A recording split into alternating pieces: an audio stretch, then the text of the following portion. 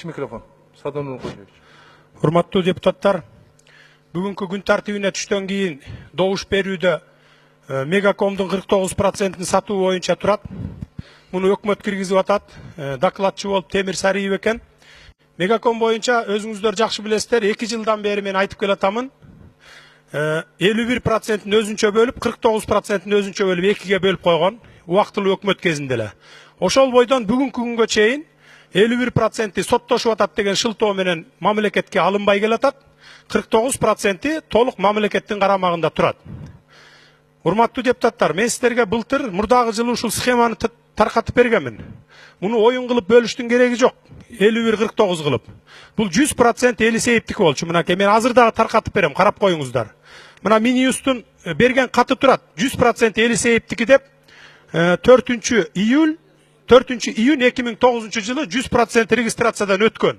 Мегакомдон күнүнө 2 миллион доллардын тегерегинде выручка түшөт. Биз өзүбүз тебелеп жүргөн акчаны каяктагы бир инвестор деген ат менен шылуундарга берген атабыз. Артында мен мындай билем сыртынан, колунан кармап алган жокмун, бирок бир 4-5 миллион доллар чөнтөк кызыкчылык үчүн ушуну сатабыз деп атат. Муну сатпаш керек. Мамлекет өзү иштетиш керек. Анан эле шылтоо да мамлекетте. Муну башкара турган менеджер жок, анан иштете албайбыз, талатып ийебиз, тонотуп ийебиз деп. Анда эмнеге премьер-министр иштеп атат? Министрлер эмнеге иштеп атат анда? Анда бардыгын таркатып туруп эле өкмөттү инвесторлорго бербейлби Кыргызстанды башкаргыла деп. Ошон үчүн урматтуу депутаттар, каршы бериңиздер буга. Болбойт мындай талатып тоноткон. Урматтуу депутаттар, мыйзамдарды оптом эле кабыл алып атабыз, өткөзүп эле атабыз. Мына азыр 45-маселе болуп дастан өтүп кетти. Сата элек эмнебиз калды мамлекетте?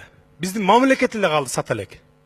Баткенди саталы, бага албай калдык, коргой албай калдык деп. Кудай сактасын. Ошон үчүнчү мындай да көлдү, нарынды саталанда. Урматтуу депутаттар, дастан прибыль берип аткан предприятие. Эмне үчүн сатышыбыз керек? А Мегаком боюнча болсо, Мегакомду да сатпаш керек 49%. 51%. Рахмат. Сунушуңуз болсо айтыңыз. 2 мүнөт дагы бербейм. Сунушуңуз болсо айтыңыз. Конкретный сунуш кандай? Мен баары регламент боюнча кетем. Мөкөңөрдөн укпайм. 3-үncü микрофон.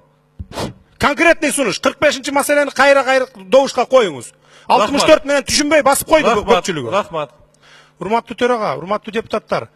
Мына Мегаком боюнча, анан Дастан боюнча сатылсын деп колдоп бердик, Мына урматтуу өкмөттүн өкүлү Тайырбек Сарпашев, Темир Сариевдин предложениялары менен кирип атыптыр. Парламенттин колу менен жасап атасыңар ушунун баарын. Умышленно билип туруп. Алтын жумуртка тууп берип аткан тоокторду сатып атасыңар да мындайча айтканда. Тарых алдында баары бир жооп бересиңер ошону.